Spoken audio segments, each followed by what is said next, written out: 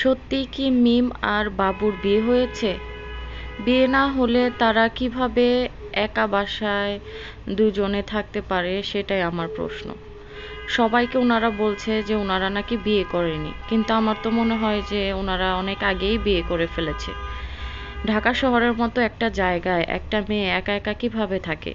আর যে বাসায় থাকে তাদেরকেও বা উনারা কি বলেছে যে বাবু মিমের কি হয়? ছোট্ট আবদিয়া, ও তো এখন আস্তে আস্তে বড় হচ্ছে, ও তো বুঝতে শিখছে যে আমার মায়ের সাথে সব সময় এই লোকটা যে থাকে উনি আমার কে হয়। যাই হোক, তাদের ভিডিও দেখতে দেখতে আমার পুরা মাথা নষ্ট। আগে ওনাদের ভিডিও অনেক অনেক দেখতাম, এখন আর দেখতে এতটা ভালো লাগে না। কারণ ওনারা শুধু মানুষের কথা নিয়েই প্রত্যেকটা পরিবারই ভিডিও বানায়। যেমন খুকি বলেন, তিশা বলেন, বাবু, মিম, বাপ্পি, তানজিলা, সবাই মানে মানুষের কথা নিয়ে ভিডিও বানিয়ে ওনারা অনেক মজা পায়।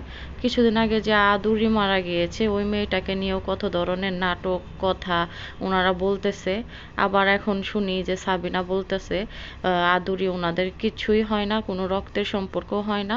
মানে এই নিয়ে নানান ধরনের নাটক, কিচ্ছা কাহিনী, এগুলো আর দেখতে ভালো লাগে না। তাই ভাবলাম যে ওনাদের চ্যানেলটা আনসাবস্ক্রাইব করে দিব। প্রত্যেকটা চ্যানেলই সাবস্ক্রাইব করা ছিল। আবার দেখি কিছু কিছু সময় তানজিলা এমন এমন স্ট্যাটাস দেয়, মানে ভিডিও দেখতে যেয়ে দেখি যে সে সমস্ত বিষয়ের কোনো কিছুই ভিডিওতে নাই। এখন উনি হচ্ছে বিয়ের দাওয়াত খাওয়া নিয়ে ব্যস্ত আছে। উনার ননদের নাকি বিয়ে। আমি তো ভেবেছিলাম যে উনি যে উনার বাসায় যে উনার চাচির যে মেয়ে, ওই মেয়েটার বিয়ে। এখন ভিডিও শুরু থেকে শেষ পর্যন্ত দেখে বুঝতে পারলাম যে উনাদের আত্মীয় কি না কি হয় তার বিয়ে।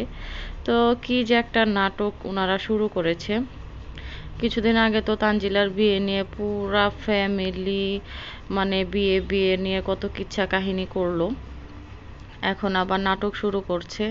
যেমন শারমিন, ও নাটক শুরু করে দিয়েছে। ওর নাকি বিয়ে, শ্বশুরবাড়ির ফার্নিচার কিনতে গিয়েছে, শ্বশুরবাড়ির জন্য মিষ্টি কিনতে গিয়েছে, শ্বশুরবাড়ির জন্য এটা সেটা, মানে সব সময় শ্বশুরবাড়ি শ্বশুরবাড়ি। মানে এ ধরনের মানুষদের কি বলবো। যাই হোক, সবার জন্য শুভকামনা। সবাই নিজ নিজ জায়গা থেকে ভালো থাকুক, সুস্থ থাকুক, সেই দোয়াই করি। আর যাদের ভালো লাগবে তাদের ভিডিও দেখবে, যাদের ভালো লাগবে না তারা ভিডিও দেখবে না, সেটা তো আমার কিছু যায় আসে না। তো আমি এখন থেকে ভেবেছি যে ওনাদের ভিডিও আর এতটা দেখব না। তিশা আপুর ভিডিও আমি শুরুতে অনেক অনেক দেখতাম যখন উনি ঢাকা থাকতো, এখন আর এতটা দেখি না, কারণ তাদের ভিডিও আর দেখতে ভালো লাগে না।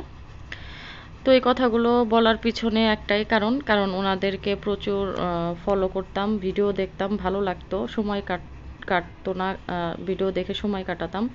আজকের পর থেকে আর মনে হয় না যে ওনাদের ভিডিও আমি আর দেখব। তো এই ছিল আমার ছোট্ট একটি ব্লগ। আল্লাহ হাফেজ, আসসালামু আলাইকুম।